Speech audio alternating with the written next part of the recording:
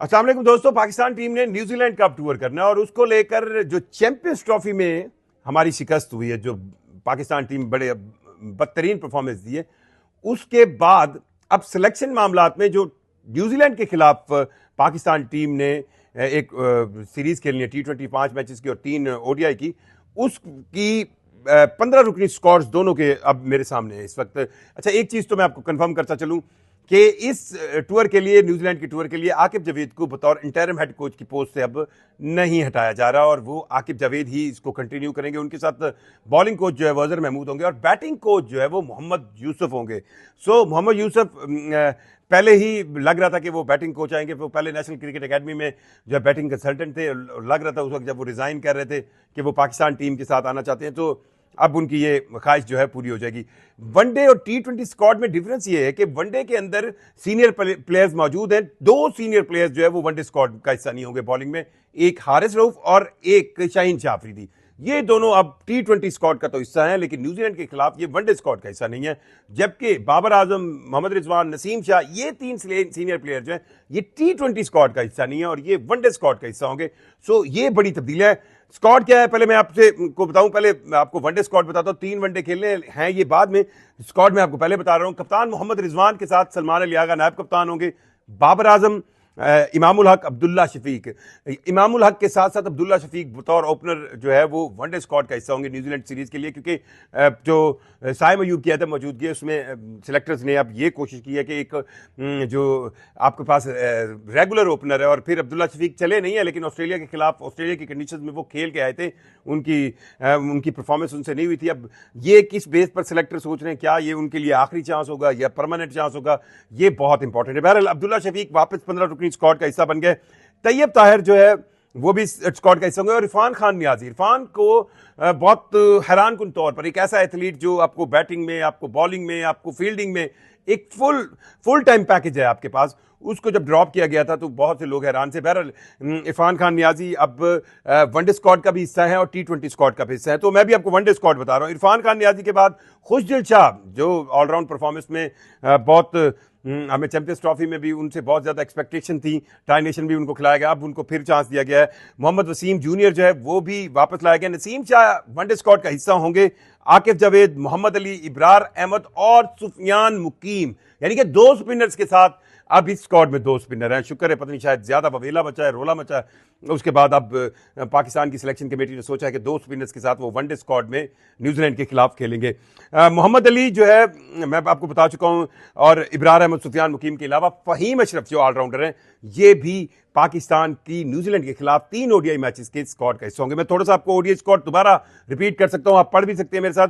सलमान अली आगा, मोहम्मद रिजवान, बाबर आजम, इमामुल हक, अब्दुल्ला शफीक, तैयब ताहिर, इरफान खान नियाजी, खुशदिल शाह, मोहम्मद वसीम, नसीम शाह, आकिब जावेद, मोहम्मद अली, इब्रार अहमद, सुफियान मुकीम और फहीम अशरफ। ये 15 रुकनी स्क्वाड होगा जो पाकिस्तान का ODI स्क्वाड होगा न्यूजीलैंड के खिलाफ। अब बात करते हैं हम T20 स्क्वाड की। T20 स्क्वाड के अंदर बड़े 3 नामों को अब बिल्कुल साइड पे कर दिया गया, जिसमें बाबर आजम, रिजवान और नसीम शाह, ये तीनों तो साइड पर हो गए। 2 वो नाम सीनियर जो आपके ODI स्क्वाड का हिस्सा नहीं है लेकिन T20 का हिस्सा है, उनमें हारिस रऊफ और शाहीन शाह अफरीदी हैं जो T20 स्क्वाड में शामिल है। अच्छा, T20 का कप्तान क्या होगा, इसको लेकर बहुत ज्यादा बहस चल रही है, चर्चा हो रही है। अब यह सुनने में आ रहा है कि मोहम्मद हारिस, जिनकी वापसी हुई है इस T20 स्क्वाड में, क्या उनको कप्तान बना दिया जाए।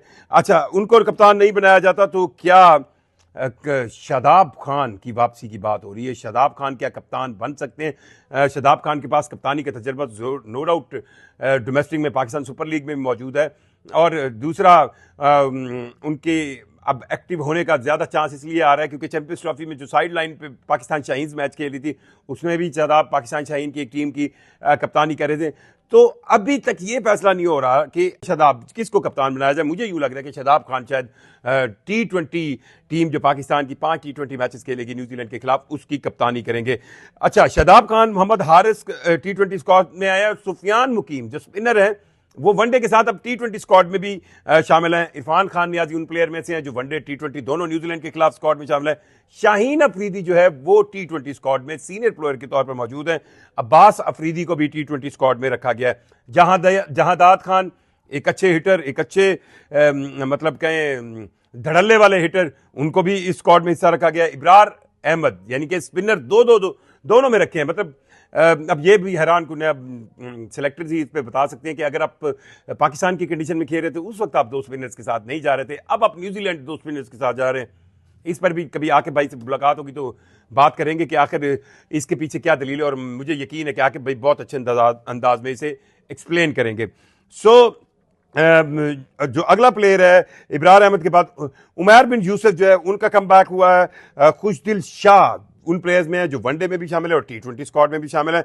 हसन नवाज, अब्दुल समद, हारिस रऊफ को T20 स्क्वाड में न्यूजीलैंड के खिलाफ रखा गया है। वनडे स्क्वाड में ये पाकिस्तान टीम का हिस्सा नहीं है।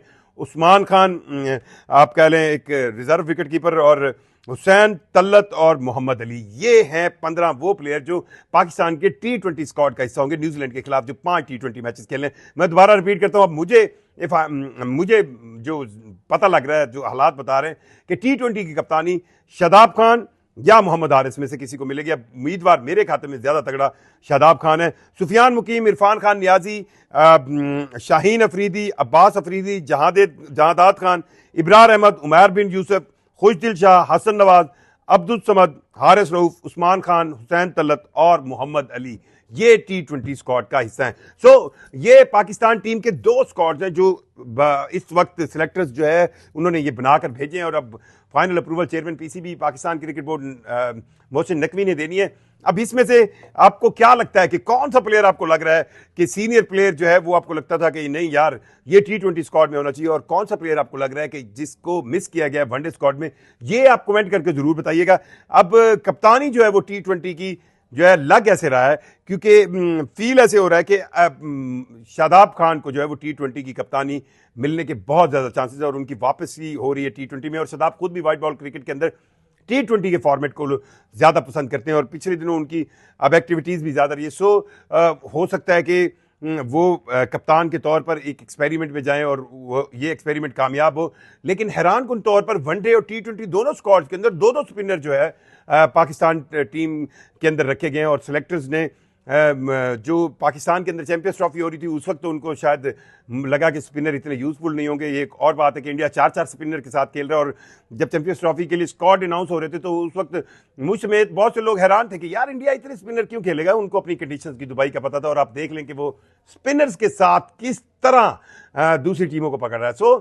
पाकिस्तान टीम की इस स्पिन परफॉर्मेंस की याद अब कैसे पाकिस्तान के सिलेक्टर्स को आगे। 2-2 अब स्पिनर पाकिस्तान के दोनों स्क्वाड T20 में शामिल है, और जो सीनियर प्लेयर है उनको T20 स्क्वाड से माइनस कर दिया गया। बाबर आजम हो, रिजवान हो या नसीम शाह हो, और जो 2 सीनियर प्लेयर हैं हारिस रऊफ और शाहीन शाह अफरीदी, वो वनडे स्क्वाड से उनको जो है वो बाहर किया गया, लेकिन वो T20 स्क्वाड का हिस्सा होंगे। और अगर शादाब को कप्तानी मिलती है तो that would be very interesting task for Shadab के वो न्यूजीलैंड की जो कहे ना कंडीशंस है उसके अंदर अगर T20 के अंदर पाकिस्तान टीम की कप्तानी करते हैं तो उनके लिए चैलेंजिंग जॉब होगी। आपको क्या लगता है इन दोनों टीमों में कौन सा ऐसा प्लेयर है दोनों स्क्वाड्स में जो आपको मिसिंग लग रहा है और होना चाहिए? कमेंट करके जरूर बताइएगा। मुझे जुल्करनैन से इजाजत दीजिए। अल्लाह हाफिज़।